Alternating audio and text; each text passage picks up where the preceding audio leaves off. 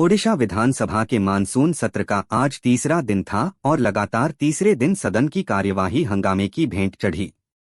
इस दौरान भाजपा विधायकों ने जमकर हंगामा किया, जिससे सदन की कार्यवाही 2 बार के लिए स्थगित हो गई। भाजपा विधायकों का कहना है कि वाजिब मुद्दों पर उनके सवालों का बहिष्कार किया जा रहा है। नई अध्यक्ष सरकार के दबाव में काम कर रही हैं।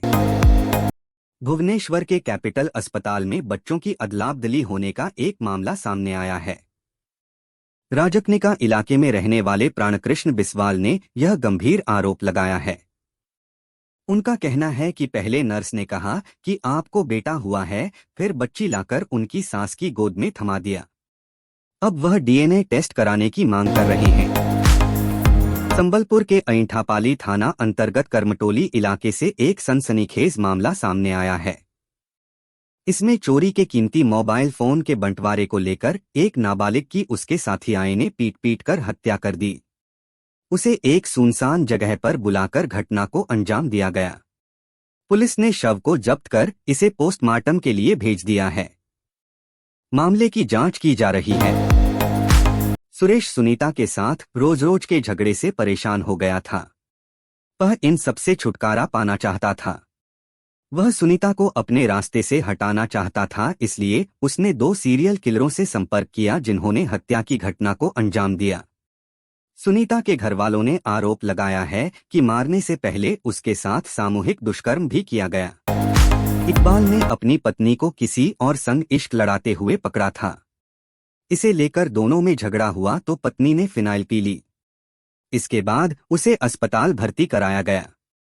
ठीक होने पर वह मायके चली गई। इसके बाद से न तो वह सुलह कर रही है न तलाक दे रही है। पति दूसरी शादी करने चला तो पुलिस रिसेप्शन पार्टी से उसे उठा ले आई। केंद्रीय मंत्री प्रधान के इस बयान पर राज्य में सियासी घमासान शुरू हो गया है। बीजद ने अब इस पर प्रतिक्रिया देते हुए कहा है कि नवीन पटनायक का मुकाबला करने के लिए भाजपा में कोई चेहरा नहीं है। बीजद ने कहा है कि उनके भाजपा के पास बैजयंत पंडा, अपराजिता षडंगी, जुएल ओराम, धर्मेंद्र प्रधान और जयनारायण मिश्रा हैं, लेकिन मुख्यमंत्री नवीन पटनायक के सामने कोई नहीं टिक सकता। जनवरी 2021 में भाजपा के सालेपुर प्रभारी कुलमणि बराल और उनके सहयोगी दिव्यसिंह बराल की महांगा के एक गांव के पास हत्या कर दी गई थी। इस मामले में अब नया मोड़ आया है। सोमवार को कटक की न्यायिक मजिस्ट्रेट प्रथम श्रेणी की अदालत ने ओडिशा के पूर्व कानून मंत्री और बीजेडी विधायक प्रताप जेना के खिलाफ आईपीसी 302 के तहत मामला दर्ज करने का आदेश दिया है। आगामी लोकसभा चुनाव 2024 में महज कुछ ही महीनों का समय बचा हुआ है। ऐसे में प्रधानमंत्री नरेंद्र मोदी के नेतृत्व वाली एनडीए पर विपक्षी गठबंधन इंडिया अलायंस लगातार हमलावर दिखती है। लेकिन इसी बीच ओडिशा के मुख्यमंत्री नवीन पटनायक ने पीएम मोदी की तारीफ में कसीदे पढ़े हैं। उन्होंने प्रधानमंत्री की विदेश नीति से लेकर महिला आरक्षण मुद्दे पर सरकार की जमकर तारीफ की। शिक्षा निदेशक शैलेश झिंगाड़े ने समाचार एजेंसी आईएएनएस को बताया कि भोजन में शिकायतें मिलने के बाद खाद्य एवं औषधि प्रशासन निदेशालय के अधिकारियों को नमूने लेने के लिए बुलाया गया था। उन्होंने भोजन के नमूने एकत्र कर लिए हैं और अभी रिपोर्ट का इंतजार किया जा रहा है।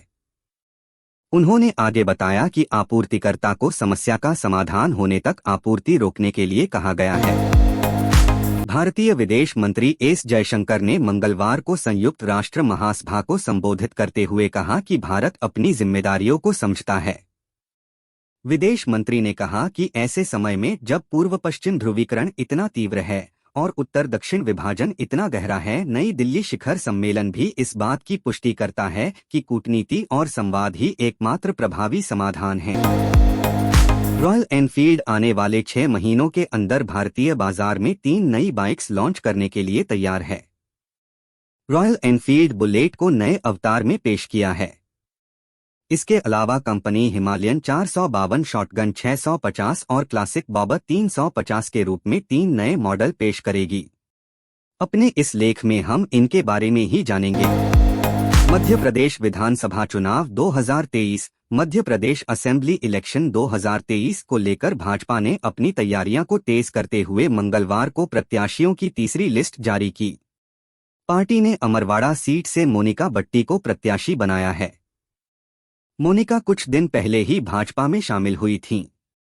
अब इस पर सीएम शिवराज सिंह चौहान ने अपनी प्रतिक्रिया दी है। मध्य प्रदेश असेंबली इलेक्शन भाजपा ने मंगलवार को प्रत्याशियों की तीसरी लिस्ट जारी की, लेकिन इसमें केवल एक नाम है।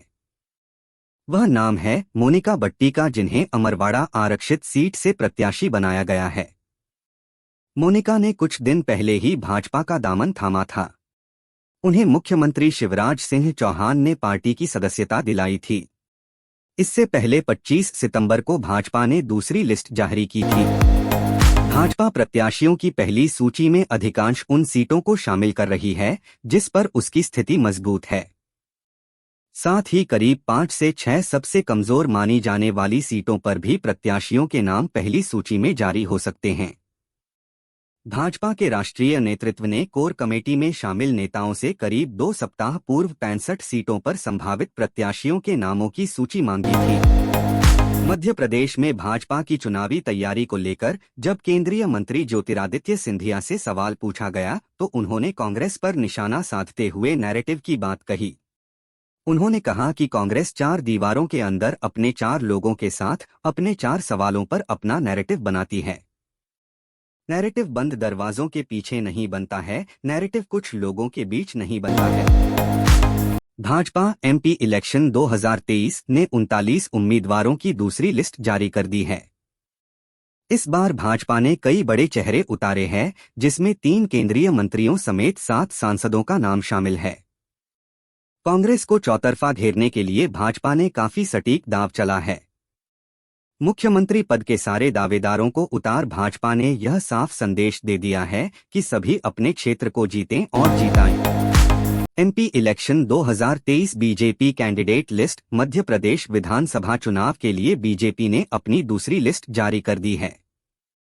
इस लिस्ट में केंद्रीय मंत्री ज्योतिरादित्य सिंधिया के 3 समर्थकों को टिकट दिया गया है, लेकिन वहीं 2 समर्थकों के टिकट कटे हैं।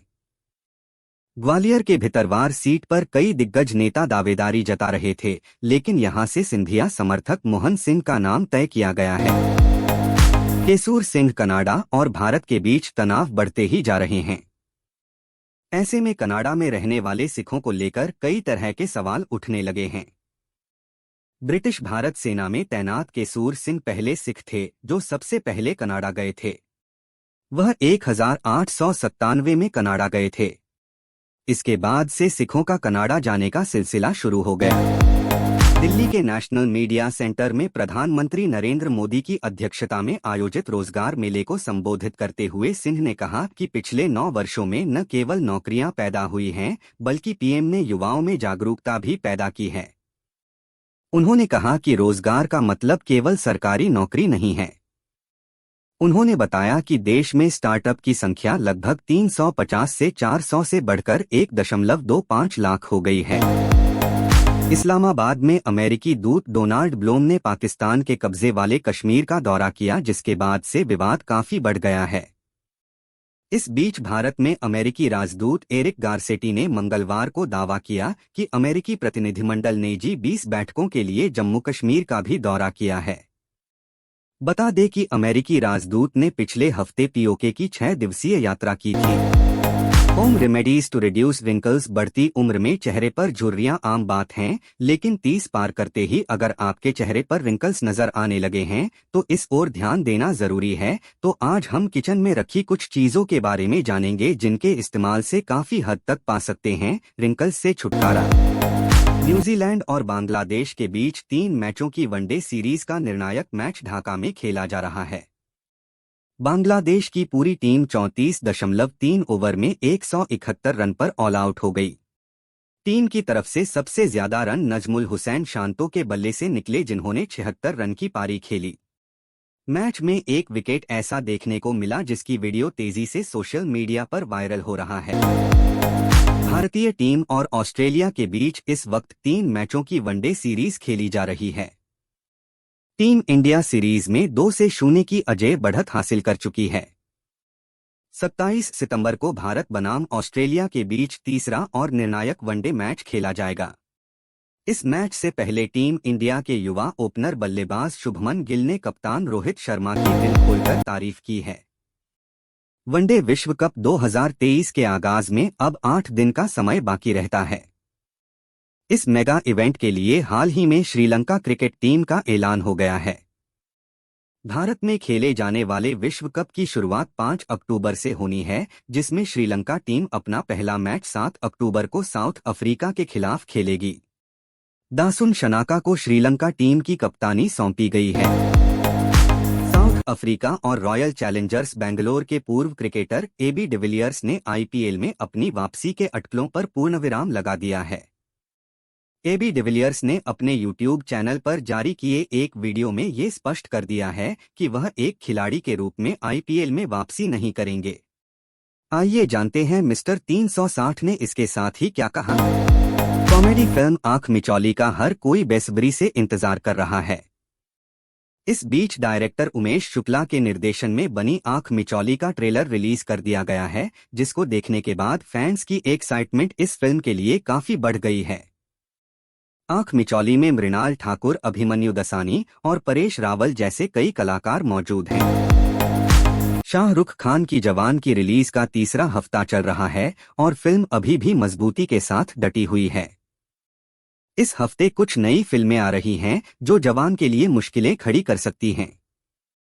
जवान का आगे का सफर इन फिल्मों की सफलता या विफलता पर काफी हद तक निर्भर करता है। शाहरुख खान की मोस्ट अवेटेड फिल्म डंकी कुछ ही महीने में बड़े पर्दे पर दस्तक देने वाली है। फिल्म को लेकर अभी से बस शुरू हो गया है। मूवी क्रिसमस वीकेंड पर रिलीज होने वाली है। अब खबर आ रही है कि भारत से पहले फिल्म को विदेशों में रिलीज किया जाएगा। जानिए इस बारे में। बिग बॉस सीजन 17 के जैसे जैसे नए प्रोमो आ रहे हैं, वैसे वैसे फैंस की बेताबी सलमान खान के शो को लेकर बढ़ती जा रही है।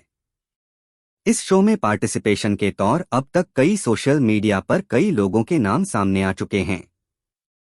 अब हालिया रिपोर्ट्स की माने तो अंकिता लोखंडे के बाद मेकर्स ने इस एक्ट्रेस को भी अप्रोच किया है। भारतीय फिल्म इंडस्ट्री की दिग्गज अदाकार वहीदा रहमान को उनके योगदान के लिए Dadasaheb award lifetime achievement award से सम्मानित किया जाएगा। इंफॉर्मेशन और ब्रॉडकास्टिंग मिनिस्टर अनुराग ठाकुर ने 26 सितंबर को सोशल मीडिया पर दी इसकी जानकारी दी। वहीं अब वहीदा रहमान को इंडस्ट्री से शुभकामनाएं मिल रही है।